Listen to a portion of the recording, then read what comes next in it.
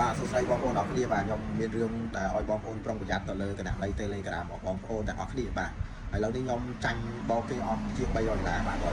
ដោយសារតែបាញ់តាម QR code នៅក្នុង Telegram បាទអញ្ចឹងហើយមូលហេតុនោះគឺខ្ញុំទិញអីវ៉ាន់ពីគេបាទហើយជាគណនីរបស់គេផ្ទាល់ហើយអ្នក hack ចូលហ្នឹងមិនមែនជា hack ចូលមកទេគណនី Telegram របស់ខ្ញុំទេតែគេ hack ចូលទៅគណនី Telegram របស់អ្នកលក់អីវ៉ាន់ដែលខ្ញុំទិញបាទខ្ញុំសូមបញ្ជាក់អញ្ចឹងណាបាទនៅពេលដែលគាត់ដាក់ QR code ឲ្យយើងបាទយើងខាងយើងជនរងគ្រោះហ្នឹងណាបាទយើងអត់បានចាប់អារម្មណ៍ថាគណនីហ្នឹងរបស់គាត់ពិតឬមិនពិតទេតែដឹងតែឈ្មោះរបស់គាត់បាទឈ្មោះរបស់គាត់រូបរបស់គាត់ Telegram របស់គាត់ផ្ទាល់បាទហើយមិនដឹងថា scam ហ្នឹងគេ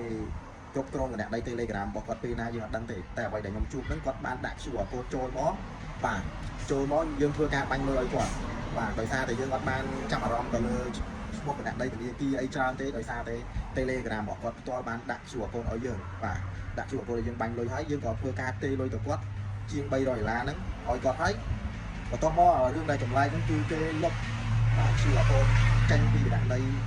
បស់ Telegram គាត់បាទអញ្ចឹងហើយក៏យើង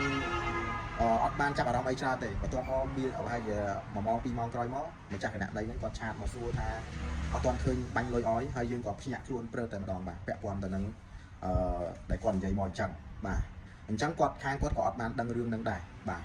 អញ្ចឹងអ្វីដែលយើងដឹងគឺយើងអត់បាន screenshot បាទបងប្អូនបើសិនជាថ្ងៃក្រោយបើមានអ្នកណាក៏ដោយអ្នកស្គាល់គ្នាក៏ដោយអ្នកមិនស្គាល់គ្នាក៏ដោយបាទបញ្ហាដែលគេដាក់ QR code វេលុយរបស់ AC ក៏ដោយFA ក៏ដោយត្រូវ screenshot បាទឲ្យជាប់ទាំងឈ្មោះរបស់គាត់បាទដើម្បីជាផុសតាងដើម្បីឲ្យគាត់ប្រុងប្រយ័ត្នឬក៏ជាផុសតាងដើម្បីកុំឲ្យយើងហ្នឹងទៅចាញ់បោកនៅក្នុងគណនី Telegram របស់គាត់បាទអញ្ចឹងអានេះជាបំផុសខ្ញុំដែរបាទដែលខ្ញុំអត់បាន screenshot បាទអញ្ចឹងខ្ញុំអត់មានផុសតាងអីដែលត្រូវយកទៅបង្ហាញម្ចាស់ Telegram ហ្នឹងទេបាទអ្នកលក់អីវ៉ាន់ហ្នឹងទេអញ្ចឹងគេក៏ថាគេអត់ដឹងគេនៅប្រកែកមួយយើងថាអត់ដឹងអញ្ចឹងណាបាទអញ្ចឹងអានេះគឺជាមេរៀនមួយបាទបងប្អូនគួរតែ screenshot ទាំងមូលហ្មងទាំងឈ្មោះរបស់គាត់ទាំងពេលវេលាដែលដាក់ហ្នឹងគាត់ដាក់ QR code មកប្រហែលអីមកប្រហែលហ្នឹងបាទហើយយើងធ្វើការទេលុយបាទហើយបញ្ជាក់ទៀតមុននឹងទេលុយគួរតែទេទៅគាត់ទៀតបាទអាហ្នឹងអ្វីដែលកំហុសរបស់ខ្ញុំផ្ទាល់ខ្ញុំអត់បានទេទៅគេបាទហើយបើទេទៅគេអត់លើកចាំគេលើកចាំគេលុយឲ្យគេបាទហើយគណនីយើងត្រូវទៀងលេខលេខគណនីនិងឈ្មោះឲ្យបានត្រឹមត្រូវបាទមុននឹងយើងបាញ់លុយចូលទៅ Telegram ព្រោះជៀសវាងការបាត់បង់បាទការបាត់បង់លុយខ្ញុំផ្ទាល់តែម្ដងបាទហើយឥឡូវនេះមួយរយៈចុងក្រោយខ្ញុំឃើញមាន Telegram គេផ្សេងបាទអ្នកខ្លះក៏